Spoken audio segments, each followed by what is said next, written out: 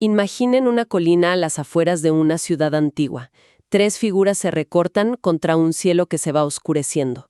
Por un momento, el centro del mundo es ese pedazo de madera. Hoy nos vamos a sumergir en las últimas horas de Jesús de Nazaret. Pero a ver, esto no es solo un recuento de eventos. Es un intento de despojar 2000 milenios de arte, de tradición, para volver al polvo, a la sangre, a la emoción cruda de ese día. Usando solo los relatos de los evangelios como nuestra guía, queremos reconstruir no solo la historia, sino el significado profundo de la crucifixión y la sepultura. La misión es entender no solo qué pasó, sino por qué tuvo que pasar, y cómo un acto de máxima vergüenza, diseñado para borrar a alguien de la historia, terminó siendo el evento más transformador de todos. Y es que es imposible entender esa cruz sin entender el mundo en que se levantó. Estamos en Judea, una provincia bajo la bota de Roma.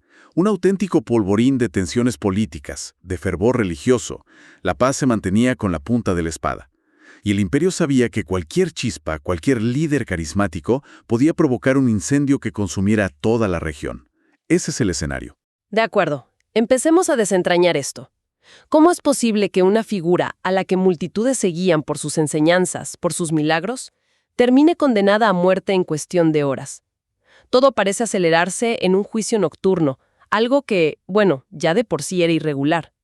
¿Qué pasó exactamente en esa sala? Imaginemos la escena. Es de noche. El Sanedrín, el Consejo Supremo Judío, está reunido. Según los evangelios, han estado buscando una causa para matarlo, pero los testimonios no concuerdan. Hay una frustración palpable en el aire. Finalmente, el sumo sacerdote, Caifás, se pone de pie y va directo al grano. Lo confronta y le hace la pregunta que lo va a decidir todo. ¿Eres tú el Cristo, el Hijo del Bendito?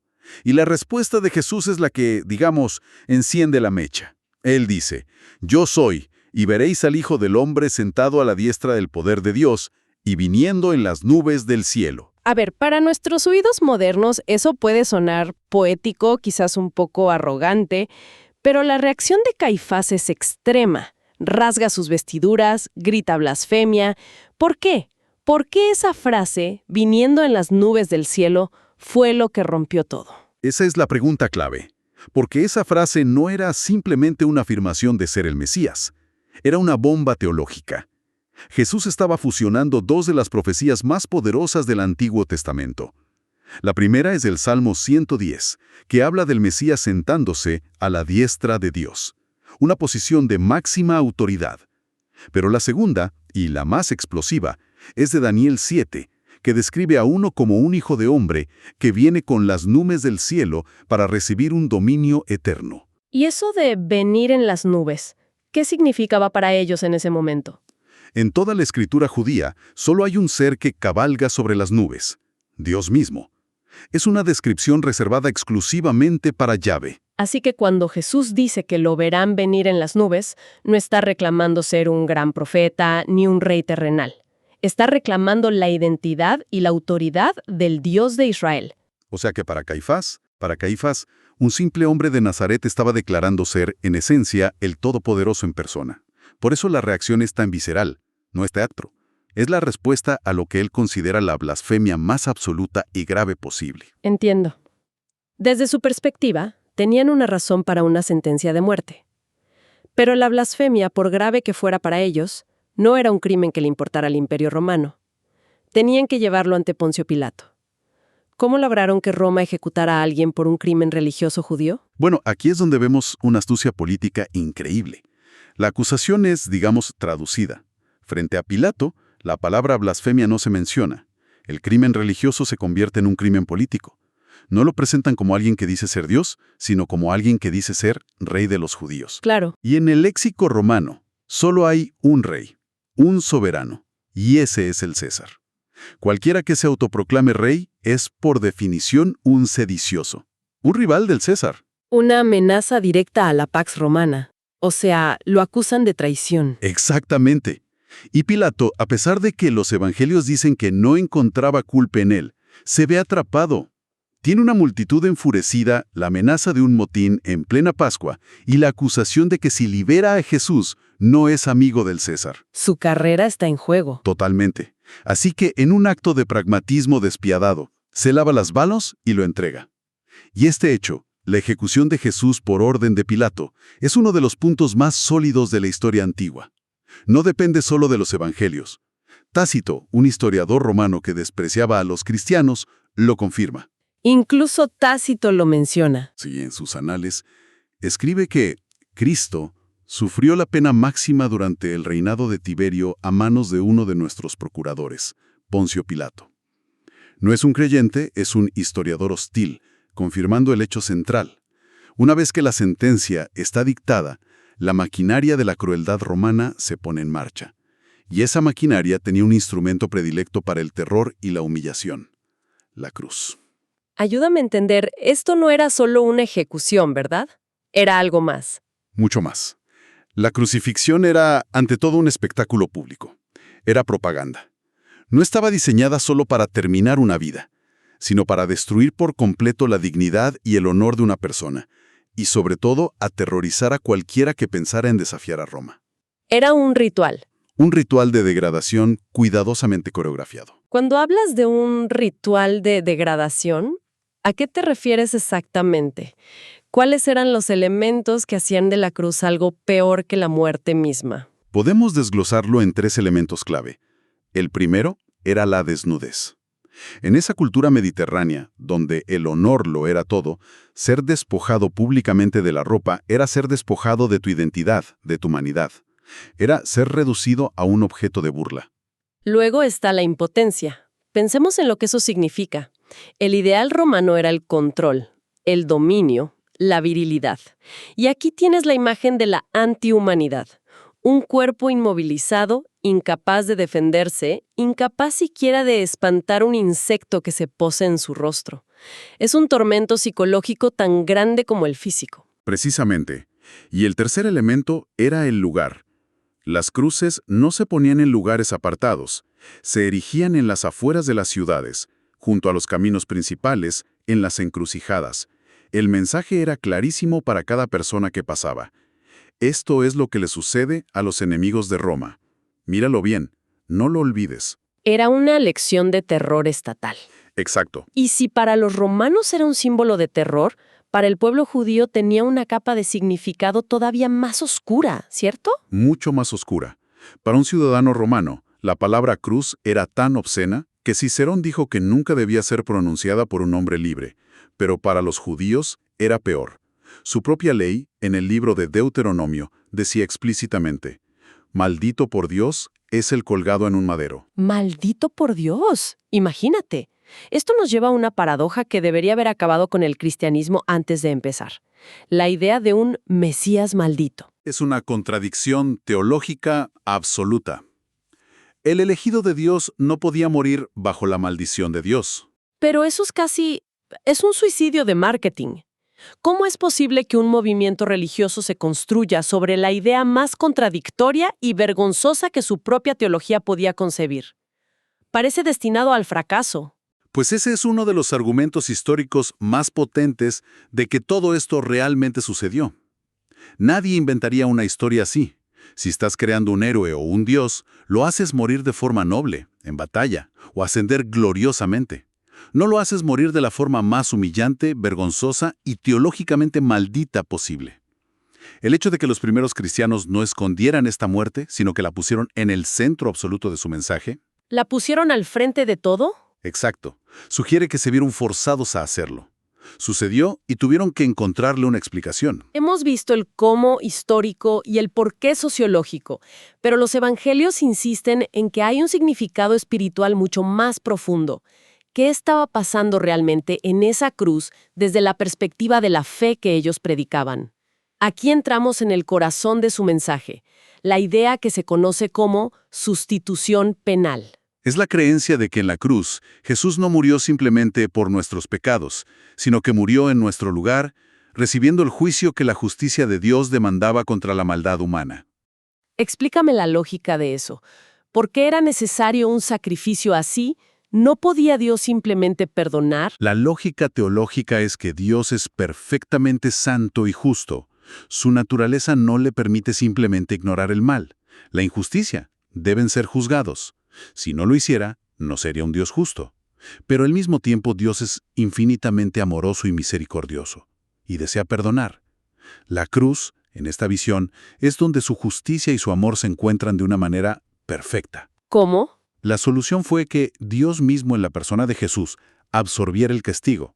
Fíjate que no es que un Dios Padre enojado castigue a un tercero inocente, es una autosustitución. Dios mismo en la figura del Hijo paga la deuda que su propia justicia exige, para poder ofrecer libremente el perdón que su amor anhela dar. ¿Y esta idea de un siervo sufriente que carga con los pecados de otros es algo nuevo o tiene raíces en sus escrituras? Tiene raíces profundísimas. Los primeros cristianos inmediatamente conectaron lo que vieron con una profecía escrita 700 años antes, en el libro de Isaías capítulo 53. 700 años. Sí, y es tan preciso que parece un guión escrito con antelación. El profeta escribe cosas como: herido fue por nuestras rebeliones, molido por nuestros pecados. El castigo de nuestra paz fue sobre él. Describe su silencio ante sus acusadores. Como cordero fue llevado al matadero, no abrió su boca. Y luego un detalle que parece imposible de predecir.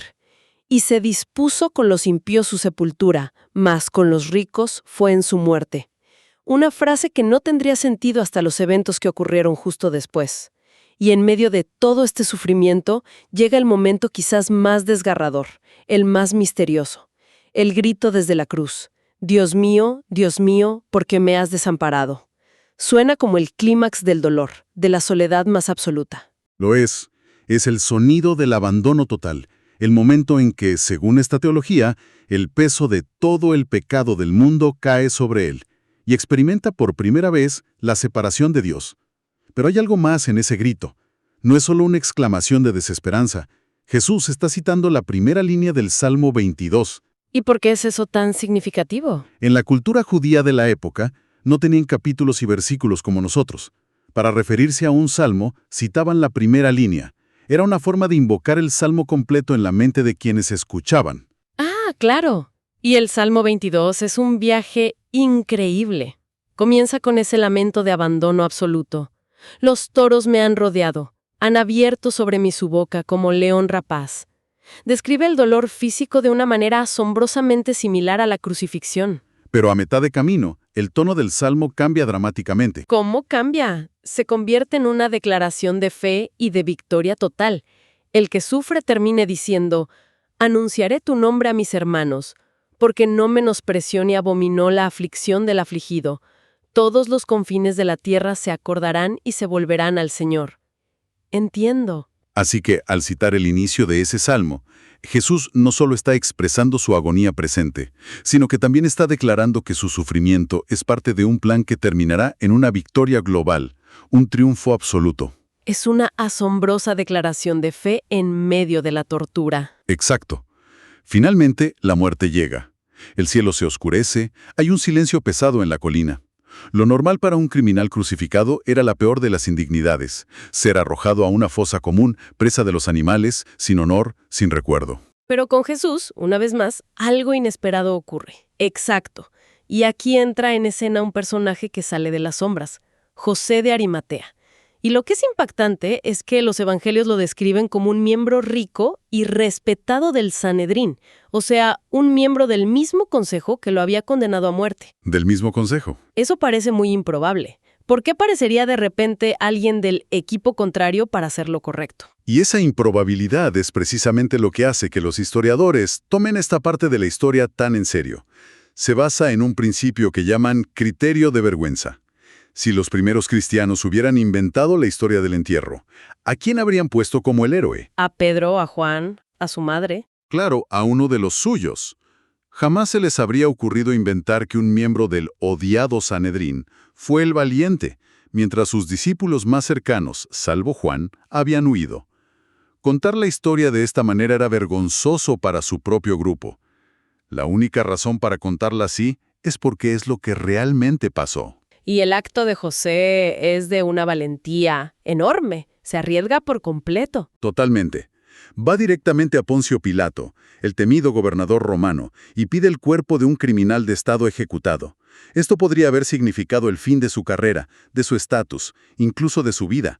Pero Pilato accede, y entonces José, junto a otro miembro del Sanedrín, Nicodemo, bajan el cuerpo de la cruz, lo envuelven en un lino fino con especias aromáticas y lo depositan en una tumba nueva, de su propiedad, excavada en la roca, un entierro de rey. Y mientras hacen todo esto, no están solos. Los evangelios son muy específicos al nombrar a los testigos, María Magdalena y la otra María, sentadas frente al sepulcro, observando dónde lo ponían. ¿Por qué es importante ese detalle? Ese detalle es otra ancla histórica potentísima, por la misma razón que la historia de José. En la cultura del primer siglo, el testimonio de una mujer no tenía prácticamente ningún valor legal. Se consideraba poco fiable. No se les creía. No. Entonces, si estuvieras inventando una historia que quisieras que la gente creyera, pondrías a hombres como los testigos clave. El hecho de que los 4 evangelios insistan en que las mujeres fueron los testigos principales del entierro y más tarde las primeras en encontrar la tumba vacía, es una señal contundente de que estaban reportando la verdad tal como sucedió, por inconveniente que fuera para la credibilidad de su historia en esa cultura. Entonces, hemos hecho un viaje, desde la trampa legal en Jerusalén, pasando por la brutalidad de la cruz, hasta el silencio de una tumba prestada. Hemos visto que la muerte de Jesús fue un hecho histórico, resultado de una colisión entre el poder romano y el liderazgo judío. Vimos cómo la cruz, diseñada para la humillación, fue reinterpretada como el símbolo máximo del sacrificio, y cómo la sepultura a manos de un enemigo convertido en aliado y atestiguada por las personas menos creíbles de su sociedad, ancla toda la historia en una realidad muy cruda y tangible. Y justo antes de morir, los evangelios registran una de sus últimas palabras: consumado es. En el griego original, la palabra es tetelestai. Lo fascinante de esta palabra es que no era solo una palabra filosófica o religiosa. Era un término comercial común. ¿Un término comercial? Sí. Se escribía en los recibos y facturas de la época cuando una deuda había sido pagada en su totalidad. No un pago parcial, pagado por completo. La deuda, desde esa perspectiva, fue saldada. La historia, por supuesto, no termina en la tumba, pero hay una imagen final que me gustaría dejar, un detalle de los lienzos. El Evangelio de Juan describe que cuando Pedro y Juan corrieron a la tumba vacía, no encontraron un desastre. Los lienzos de lino no estaban arrancados y tirados por ahí, como si un ladrón se hubiera llevado el cadáver. Estaban ahí, pero como si se hubieran desinflado, colapsado sobre sí mismos, como la crisálida vacía de una mariposa. Y el sudario, que había estado sobre su cabeza, no estaba con los lienzos, sino enrollado en un lugar aparte. Esta escena de orden sobrenatural plantea una pregunta fundamental. Quizás la pregunta no es ¿quién movió la piedra?, sino ¿qué clase de cuerpo es capaz de atravesar sus propias mortajas, dejando atrás una evidencia tan tranquila y poderosa?